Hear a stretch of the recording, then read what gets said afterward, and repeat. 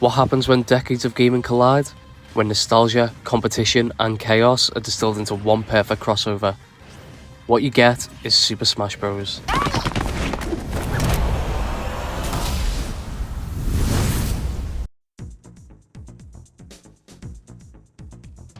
Crossovers in games aren't new. Fighting games like Marvel vs. Capcom and Tekken vs. Street Fighter have done it before. But Smash is different. Instead of shoehorning characters into one fighting style, Smash lets each fighter keep their identity. Link still uses bombs and swords, Kirby inhales his opponents, and even Minecraft Steve can just straight up build blocks mid-battle. Smash doesn't just include characters, it celebrates what makes them unique. Originally conceived as an original title, Dragon King the fighting game, it only became Smash when creator Masahiro Sakurai and his team made a bold decision: replace the placeholders with Nintendo characters. That decision would be the catalyst for what would eventually become the biggest crossover in gaming. The roster of the original game consisted of 12 Nintendo reps, each of the starting 8 being representative of all Nintendo's major franchises at the time, whilst the unlockable characters also allow for the team to include characters that may have not been obvious choices for inclusion. Luigi and Jigglypuff were chosen due to their similarities to Mario and Kirby respectively, making them much easier and quicker to develop. Same thing goes for Captain Falcon, whose moveset was based off of the original Dragon King prototype characters. But Ness, on the other hand, was completely unique, and his home game Earthbound at the time was extremely niche. But this allowed players to become introduced to the game, and is now one of Nintendo's most beloved games in modern day, thanks to Smash Bros. This trend would continue in Smash sequels, as will be discussed later, whilst just being really cool to have lesser known franchises represented. This is also a genius marketing strategy from Nintendo, as it allows them to remain relevant in the consumer eye for decades. Smash 64 as an overall package was an experiment that changed everything. The idea of these characters clashing felt surreal. It was simple, chaotic, and unlike anything else at the time. But of course, fans loved it, and they wanted more. Melee is special. Whilst this video isn't really covering the core gameplay of any of these games, Melee is a unique case because its legacy did not end upon the release of its predecessor Brawl. Melee's speed, advanced techniques, and high skill ceiling created a competitive scene that has lasted for over 2 decades now. Techniques like wave dashing, L cancelling, and edge guarding have become staples of high-level play, giving Melee a technical depth unmatched in the series. Even today, Melee thrives.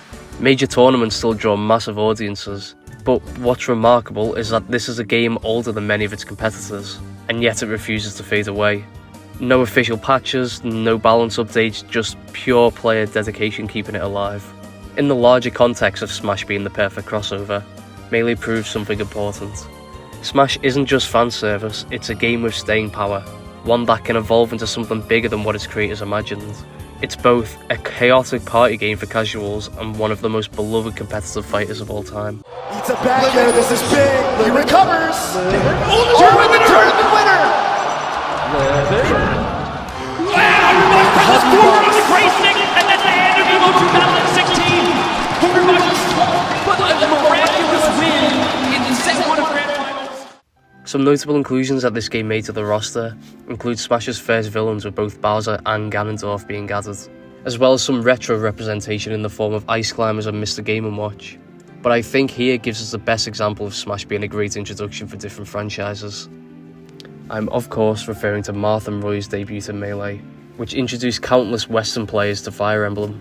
At the time, the series hadn't left Japan, and is now a hugely popular franchise worldwide, with I'd say most fans being introduced to the series through Smash. There were quite a few clone characters with minor changes in this game, including Falco, Young Link, and for some reason Ganondorf. For years this was always a point of contention for fans who believed that they were taking character slots over those who deserved them more. But Nintendo insisted that they were not chosen over other characters, but rather thrown into the game as bonuses due to them being quick and easy to develop. One of the coolest new additions to Melee, however, Trophies were one of Smash's most beloved features. Starting in Melee, they turned the game into a playable museum. Each trophy was a 3D model of a character, enemy, or item from Nintendo's history, often beautifully detailed and posed. By Brawl in Smash 4, the number of trophies had exploded into the hundreds. But what really made trophies special was their descriptions. Each trophy came with a little blurb explaining who the character was, what game they came from, and sometimes even trivia that fans didn't know. For players who'd never touched Earthbound or F-Zero, for example, these tiny dioramas acted as introductions to a whole new series. Brawl was the turning point for the series. With Snake and Sonic joining the fight, Smash was no longer just a Nintendo mashup anymore. It became a crossover for all of gaming. These inclusions proved that Smash could break boundaries, and it's a moment fans still look back on as the start of something bigger. Some other highlights to the roster include Olimar, someone from one of Nintendo's more modern franchises, Rob, a retro pick referencing a peripheral for the NES, and Lucas, which greatly contributed towards the Mother 3 localization campaign that has persisted for decades now. And then there's Subspace Emissary, Brawl's ambitious story mode, allowing us to see for the first time these characters interacting outside of regular fights. It gave a surprising amount of depth to the characters, even whilst not having a single word spoken for the entire duration.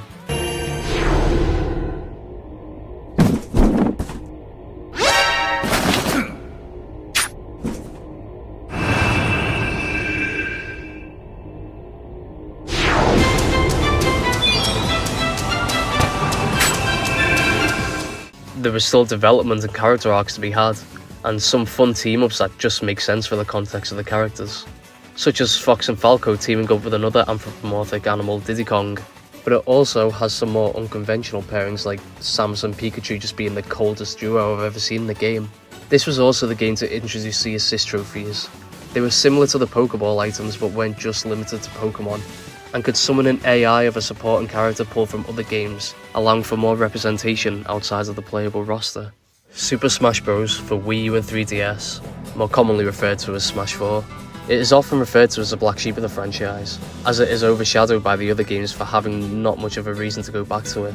Smash 64 is the game that invented the platform fighting genre, and is a fun novelty to revisit to see the series' roots. Melee has fast-paced, advanced gameplay mechanics that makes it feel vastly different from the other games as mentioned earlier.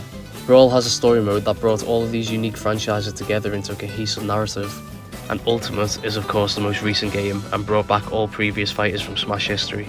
In the context of Smash as a crossover, however, Smash 4 is vitally important to the series' history, being the first HD Smash Bros. On the Wii U and the first handheld game on the 3DS, showed that they were still making great strides to innovate. This can also be seen in the new characters, who had some of the most unique movesets seen so far. Mega Man is the first Capcom rep in any of these games. He didn't have conventional attacks. Every single one of his moves, grab included, was a reference to a different weapon that can be acquired in one of the classic Mega Man games, including his iconic Mega Buster, marking the first time a character would have a projectile for his most basic attack, and can even walk during it. Smash 4 also introduced the franchise to DLC, allowing more characters, stages, music and Mii costumes to be added to the game post-launch, bringing back Mewtwo and Roy from Melee, now with more modernised movesets, and Lucas from Brawl. Then, 4 newcomers were also added.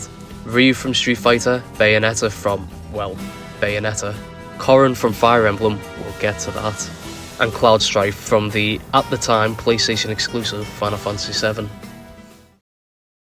I also want to briefly touch on Amiibo, collectible figures embedded with NFC chips. For Smash, they weren't just display pieces. Scanning an Amiibo into the game would create a special AI-controlled figure player, which could level up, learn from your playstyle, and even surpass you in skill over time. This was a clever extension of Smash's crossover appeal. Each fighter had a physical counterpart that you could own, and what's even more cool is that they were designed to be physical versions of the in-game trophies. They were a way to display your main, to train a custom fighting partner, and to literally bring a piece of the game's massive roster into real life. Smash 4 was the game that invented these cool collectibles, and begun the trend of unique compatible figures for a lot of Nintendo's first-party games going forward, and even a few third-party ones. Oh shit. Even though Amiibo have some questionable prices nowadays, that can't be attributed to Smash. If Smash 4 was the game that laid the groundwork, Ultimate was the game that became the culmination. When Ultimate was first announced, Inkling was simultaneously shown as the first new playable character, residing from one of Nintendo's more recent and popular franchises, Splatoon. A pretty obvious choice for inclusion, but an exciting one nevertheless. Cut to E3 2018 and it became clear what Nintendo's goal was for this game. Making choices that would please the greatest number of fans possible, which they carry through Ultimate's whole lifespan. Minus Byleth, again, we'll get to that. I'm of course referring to the Everyone Is Here trailer. For the first time in Smash history, every single fighter from previous games was returning.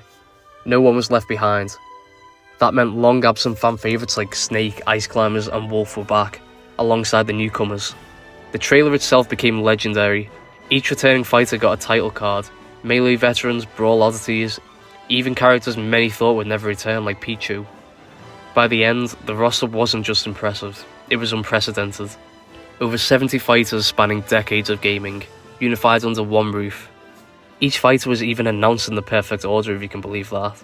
Starting with the obvious choices that you really can't have a Smash game without, while slowly sprinkling in some surprising picks like fighters absent from Smash 4 and also the DLC exclusive characters from the previous game.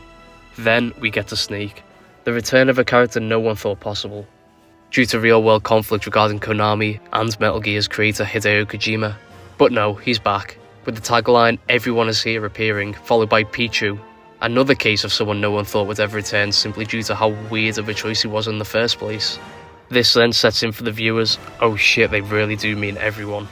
After skipping the concept altogether for Smash 4, Nintendo made another attempt at a Smash Bros. Story mode with Ultimate's World of Light. This focuses more on individual references to other games, with the use of characters and locations.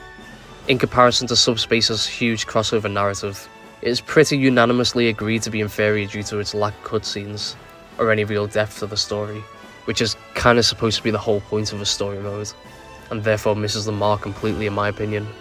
But look, after glazing this series so much there had to be some negativity in here somewhere. Here's hoping Smash 6 is able to pull off some miracle to create a proper story mode with 90 plus characters. They had one long cutscene at the beginning with voice acting and everything, but after that it's literally just shots of the characters on a cliff until the end of the game. The first cutscene was also used as a trailer for the game, which I think fooled most people into thinking the entire mode would have cutscenes like this, myself included.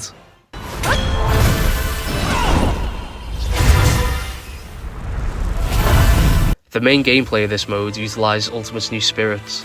Spirits are essentially cards featuring characters from across gaming. Instead of static models, they're paired with themed spirit battles. Special matches designed to mimic how the character behaves in their original game. For example, a spirit of Dr. Wily might pitch you against a series of robot-like fighters with tricky stage hazards. But Nessa's dad, on the other hand, literally just makes you fight an invisible man. Some fans found this replacement for trophies to be disappointing to say the least. But outside of the developers stating just how hard the trophies were to develop, this new system let Ultimate include far more characters than trophies ever could. By launch, there were over 1,000 spirits covering not just Nintendo franchises, but deep cuts from third-party games. Speaking of trailers though, the character trailers first appeared in the lead up to Smash 4, but Ultimate was the game that really went all out with them.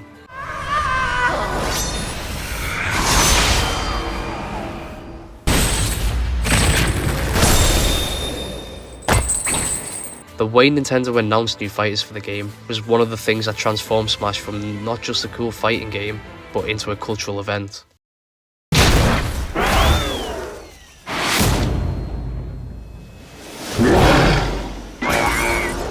On top of just being really cool cinematics, they were crafted in a way that showcased the new character's personality and the type of game they come from.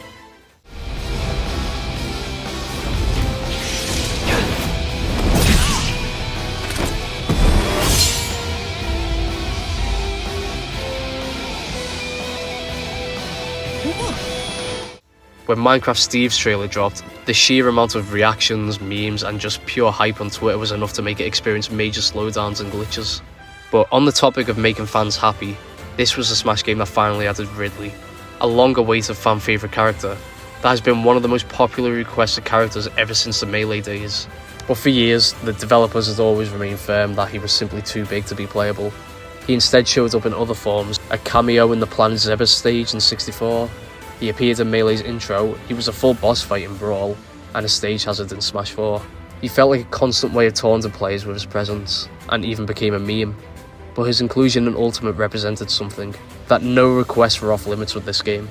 Sakurai also made it a point in the lead up to Ultimate to segregate clone characters into their own unique fighter category, known as Echo Fighters, putting to rest once and for all the argument that they were being prioritised over potential fan favourites, and also built up a complete separate hype for these potential Echo Fighters, bringing with them new animations, new moves and mechanics, and, in Ryu and Ken's case, being completely different characters from one another, and only really given the Echo treatment as a reference to Ken's origin as a clone in Street Fighter. I want to now talk about a time when fans were not happy with the new character, Byleth. Damn, I'm so happy that they included a sword character from Fire Emblem. We've been wanting that for so long. Upon announcement, social media quickly filled with memes, complaints and disappointment. Not necessarily because Byleth was a bad character, but because expectations have been set for something wildly different. Do I think that there are too many Fire Emblem characters in the game? Well, while I do think it is a bit ridiculous that it has the third most characters from just one franchise, behind only Mario and Pokemon, but really when you think about it, 2 of them are clones and are not in any way taking slots from other potential newcomers. And also, each unique fighter represents vastly different points in the series. Now, I've never played Fire Emblem, so I wasn't particularly excited when Byleth was announced either, but in my opinion, they have some of the most fun playstyles in the game, so I'm neutral on the subject. On a brief personal note, I was introduced to Persona 5 due to Joker being playable on the roster, and first played it upon its release, and has since become my favourite game of all time and remained that way for over 6 years now. Once again proving how Smash just has to be the best marketing a game could possibly get. And who am I to say that people shouldn't be able to experience the same thing with Fire Emblem? For years, Sora from Kingdom Hearts was the white whale of Smash speculation, but there was a problem. Sora wasn't just owned by Square Enix. Disney held the rights to the character, making him one of the most legally complicated fighters imaginable. Because of that, Sora's inclusion always felt impossible. He wasn't just a third-party character, he belonged to a company famously protective of its IP. For years, his name floated around the fan wish lists, but most people assumed it would never happen. Then, in October 2021, it did. The final fighter revealed for Super Smash Bros. Ultimate opened with a quiet, almost somber tone. Mario throws a flame into the air, a Keyblade emerges, and Sora flies through the door. They even confirmed that Sora was indeed the #1 most popular character for inclusion way back in the 2015 official Smash ballot. At the time of recording this, there has been no official announcement or signs of a Smash 6. And while there are still a few franchises that I think could be represented on a future roster, honestly, if the games were to end here, Sora being the final Smash character ever seems like a fitting conclusion to the series. Now obviously there is a limit to how many characters can be added into the game as playable fighters, but that's where the Miis come in. Again, the Miis were also introduced in Smash 4, but came across as more of a gimmick than an actual functioning fighter. But in Ultimate, they're playable yet highly customizable fighters, which gives room for often requested characters such as Doomguy, Cuphead, and even Sans to become playable, while not given quite as much love as the characters with their own unique attacks, with references to their canonical movesets. Most Mii costumes can neatly fit into the archetype of brawler, gunner, or sword fighter. So even if they didn't make the cut as full fighters, their Mii costumes give them a chance to join the roster in spirit.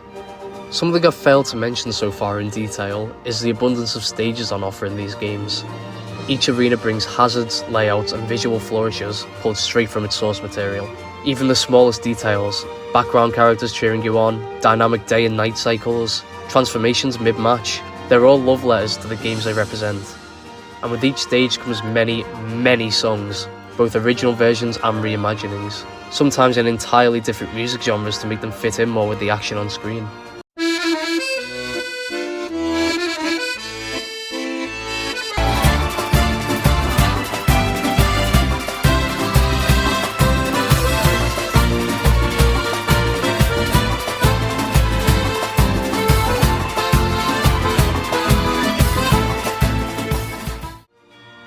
Some other examples you've been hearing throughout this video. With Ultimate having over 1,000 unique tracks pulled from hundreds of different games, this is one of the largest soundtracks in gaming history. Of course, Smash isn't the only crossover in gaming. Before we conclude this video, I want to briefly talk about another game, Fortnite. This might feel like a very weird comparison at first, but Fortnite is a game that brings together Marvel, DC, anime, and even Star Wars under one roof. Includes the characters that also appear in Smash, but there's a key difference between the two. In Fortnite, characters wear skins, but in Smash, they play like themselves. That's what makes Smash unique. It's not just a collection of icons, it's an authentic celebration of who they are. But to be fair to Fortnite though, it would be difficult to have completely unique gameplay between all characters, including both Batman and Sabrina Carpenter, whilst also keeping the game balanced. And it does still give some good representation in other ways in the form of both emotes and music. Looking back, Smash feels like more than a fighting game. It's a cultural milestone, a living museum of gaming history, and with Sakurai's urge to stuff as much content as possible into a single game makes it perhaps the greatest crossover we've ever seen. Whether or not there is a Smash 6, the legacy of this series is already secured, and it's one that will continue to inspire gamers for generations. If Smash doesn't get another entry, it's already done what no other crossover has. It let us play, discover, and celebrate gaming history, all with one game.